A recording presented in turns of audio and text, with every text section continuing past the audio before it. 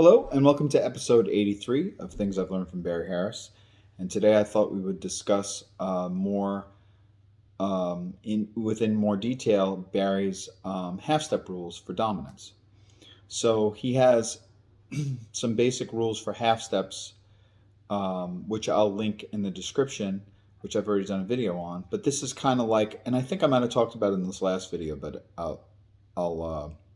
we'll discuss it in further detail today. So let's take a look at his descending half-step rules.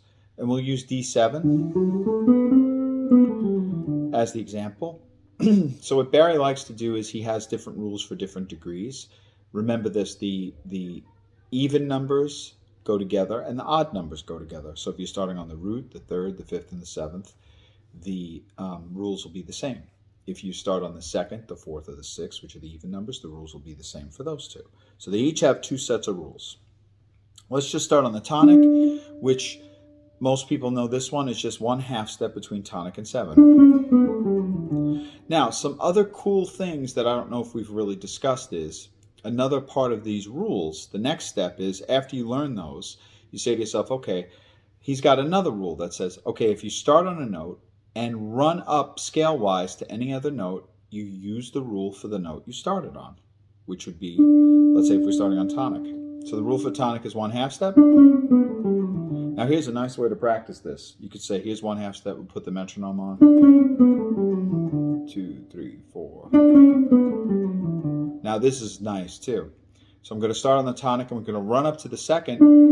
And then when I come back down, I'm still going to use the rule for the note I started on, which is the tonic. Pretty. I'll do the same thing, but I'll run up to the third. And I'll still use the rule for the note I started on, which is the tonic. So I'll do one half step.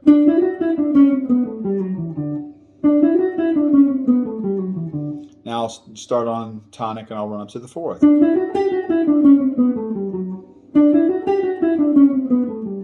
Maybe up to the fifth. 6. Isn't that a pretty phrase? Beautiful phrase. So that's if you start on any note and run up to any other note scale-wise, you use the rule for the note you started on. Now let's start on the second. We'll do the same thing. So the first rule for the second is no half steps. Or 2 half steps between second and tonic, tonic and flat 7. So let's start on second and let's run up to 3 and we'll use no half steps. Or we can use 2 half steps between second and tonic, tonic and 7. Really pretty. Beautiful. Let's start on the second, run up to the 4.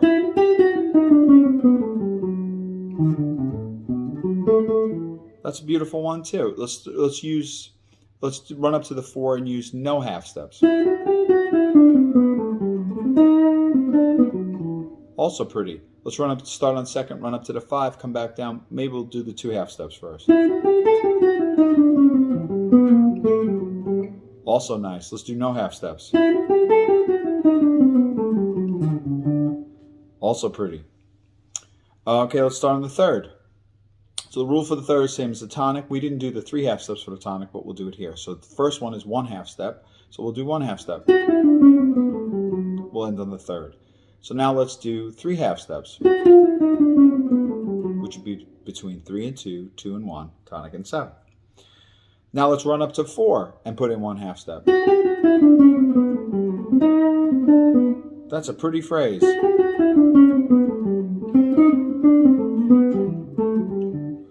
Let's start on 3 and run up to 5 and put in 1 half step. Also pretty.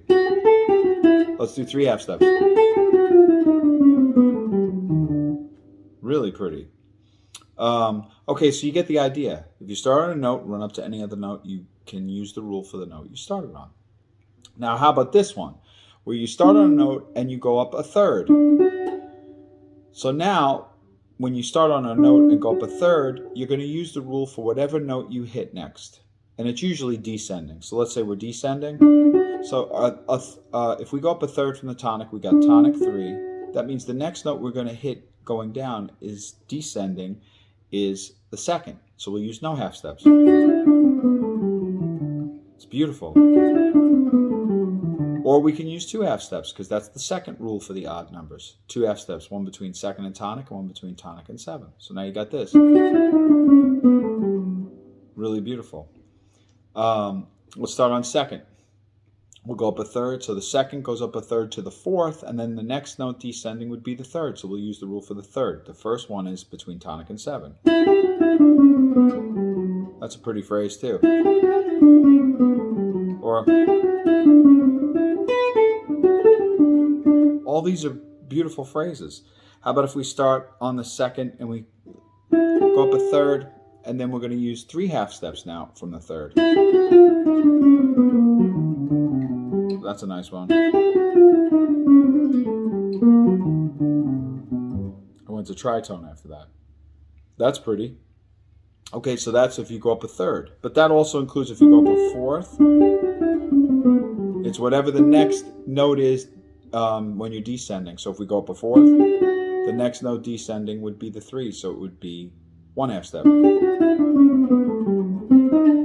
which is something my student taught me yesterday. I'm very appreciative of it. But he went up a fourth, and then he went up a fifth. But then it's always the very next note that you hit after that that holds the rule. So it would be the fourth if we went up a fifth. We'd play tonic, fifth, and then the next note would be the fourth. So we'd use the rule for the fourth. First rule is no half steps. Or two half steps. Really nice. Now let's do triad. So if we start using a triad, the rule for the triad is whatever note is the top of the triad. So we'll say 1, 2, 3, 4. That's a triad. Ends on the fifth. Rule for the fifth, it's one of the odd ones, so it's going to have two rules. One is between tonic and seven. And the second rule is three half steps, between 3 and 2, 2 and 1 tonic and 7. So let's do the one half step. I like that. Let's see.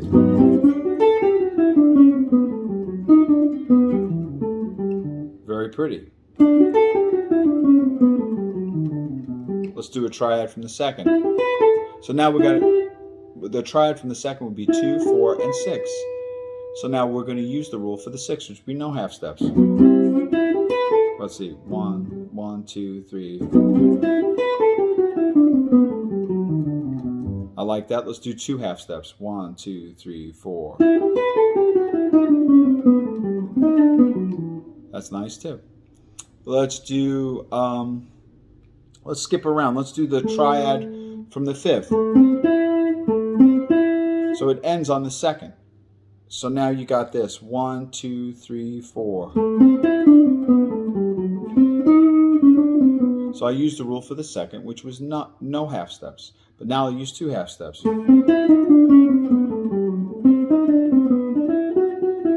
That's pretty.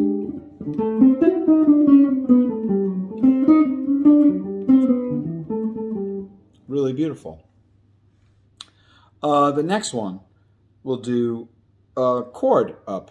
And the chord is going to have the same type of rules as the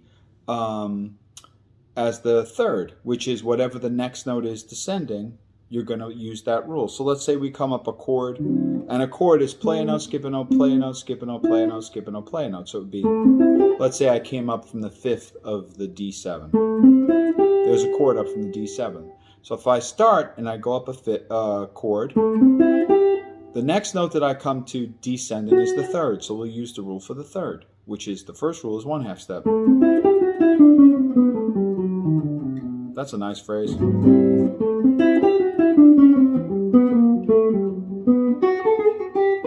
Really beautiful. Let's do the one from the sixth. Let's do the one from the seventh. So now the last note of the chord would be the sixth, but we're going to use whatever the next note is, which would be the 5. So after we descend, now we'll use the rule for the 5, which would be one half step. Beautiful. Let's do 3 half steps. also beautiful. So just in this short period of time, all these different phrases came from just those few rules, descending rules.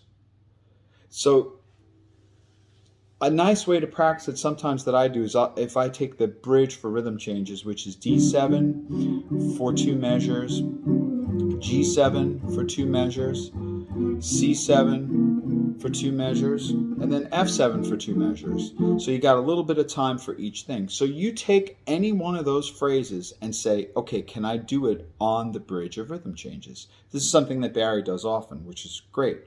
So let's take the one that we did, the triad from the 5th, where you ended on the 2nd, and let's put in 2 half steps. Maybe we'll do something like that. So we'll say, and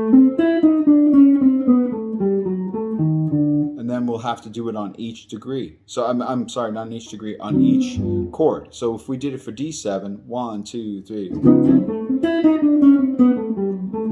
then,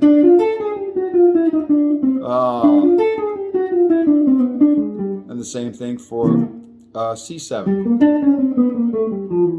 Same thing for F. So instead of playing the scales for I Got Rhythm, G7, C7, F7, we'll say,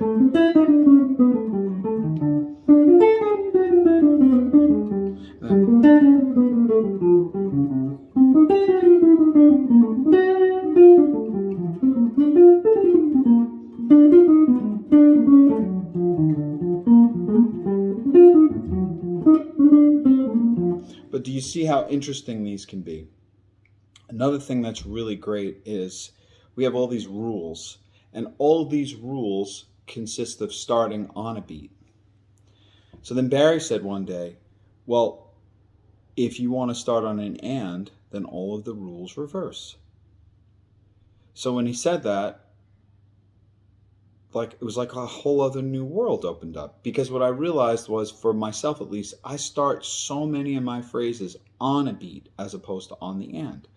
So now if we took this same thing, that's starting on the first beat, 1 and 2 and 3 and 4 and 1 and 2 and 3 and. So now what if we started, and remember the rule for the triad is whatever the highest note is, that's what rule we'll use descending. But now if we reverse it, now you're going to reverse the rules because we're starting on an and, which means it's going to be whatever the very next note is that I hit. So if I start on an and, it would be 1, so it's 1, 2, 3, 4, 1. 1 half step. That's also pretty, but that's feeling the and of the 1, which is really nice. 1, 2, 3. You hear the difference? Instead of this one, 1, 2, 3, 4. This one is 1, 2, 3, 4, 1. Every one of them.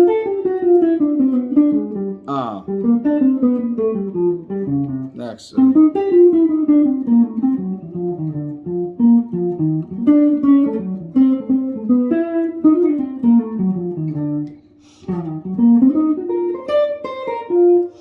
So you take one of Barry's little things, and it can make you play a million different phrases. This is, again, the thing I always talk about in these lessons that is so fantastic and unbelievably valuable, is that you can watch these videos at home. You'll come up with 1,000 different phrases that I've never played, that Barry has never played, because it's impossible to look at everything. It's like an infinite amount of things. So with just those little rules, with just those little dominant half-step rules, think about what we can do. And obviously he has some rules for major scale too. And this is not including his chromatic scale, which I talked about in the last video. But anyway, I hope you enjoyed this a little more in-depth look at some of Barry's dominant half-step rules.